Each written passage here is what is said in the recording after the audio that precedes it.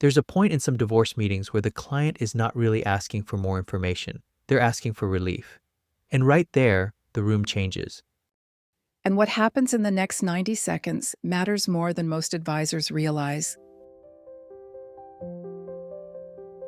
This is Advising Humans, where we talk about the human side of advice, especially when a meeting turns into something bigger than the numbers. And this one is a practical mini episode on what to say in the first 90 seconds, when divorce becomes the real agenda. Because what you say right then can either lower the pressure or add to it. A client may sound composed, but underneath, there can be overload, fear, grief, urgency, confusion, all at once.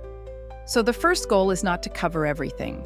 It's to bring some steadiness, help the client feel less alone, less flooded, and a little more oriented.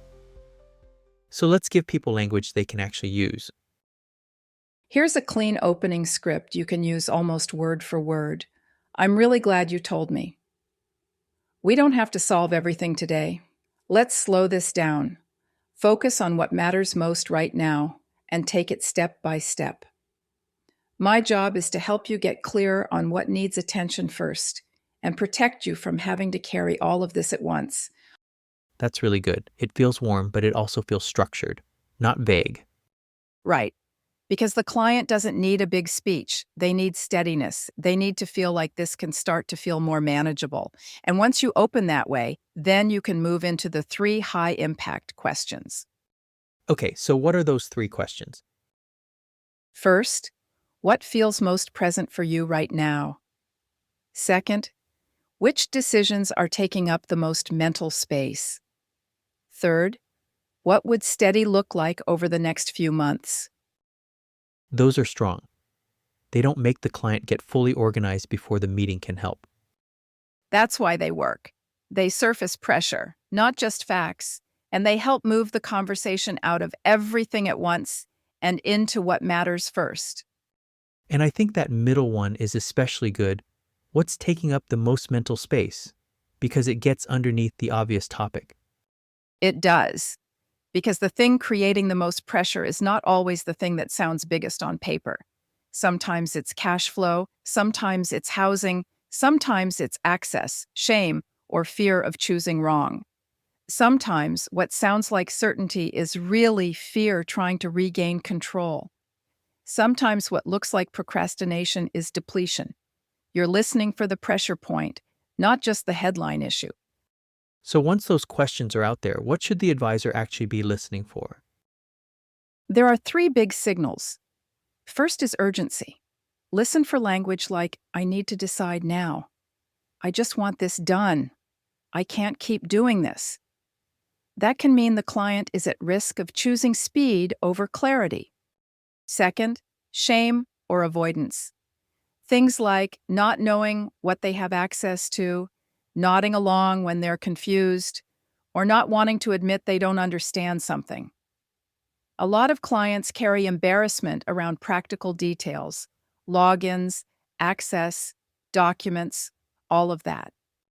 And third, reactivity driven by anger or exhaustion, a push for a major move, a big purchase, keeping or selling something fast, or agreeing to something just to stop the pain.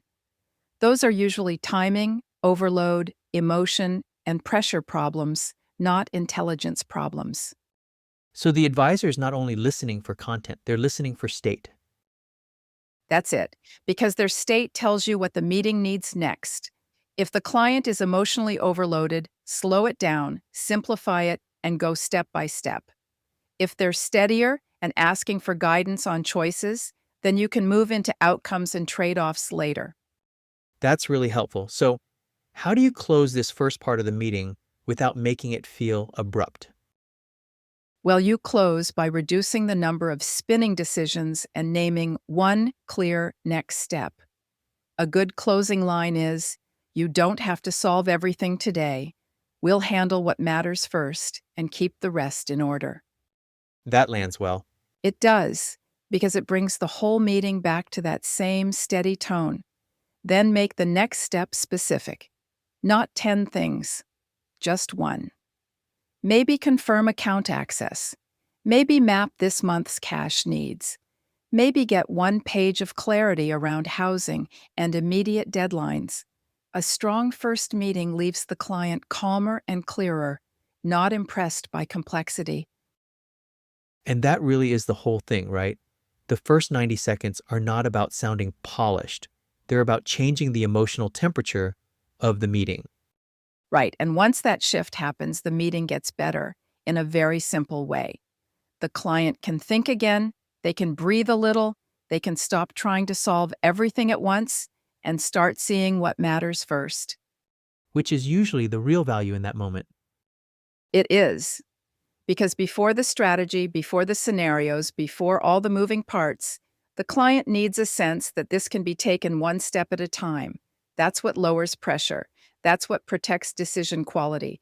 And honestly, that's what helps trust start to deepen. If this conversation made you think differently about what a client may really need in that first divorce meeting, share it with another advisor or leader who wants to bring more steadiness and clarity to moments like this. And if you want the full script, the exact questions, and the practical tools that help bring more steadiness and clarity to divorce conversations, it's all in the Divorce Transition Playbook Suite for Advisors. Because great advising isn't just about having answers. It's about helping people get through hard moments with more clarity and fewer decisions they may regret later. Thanks for listening to Advising Humans. We'll see you next time.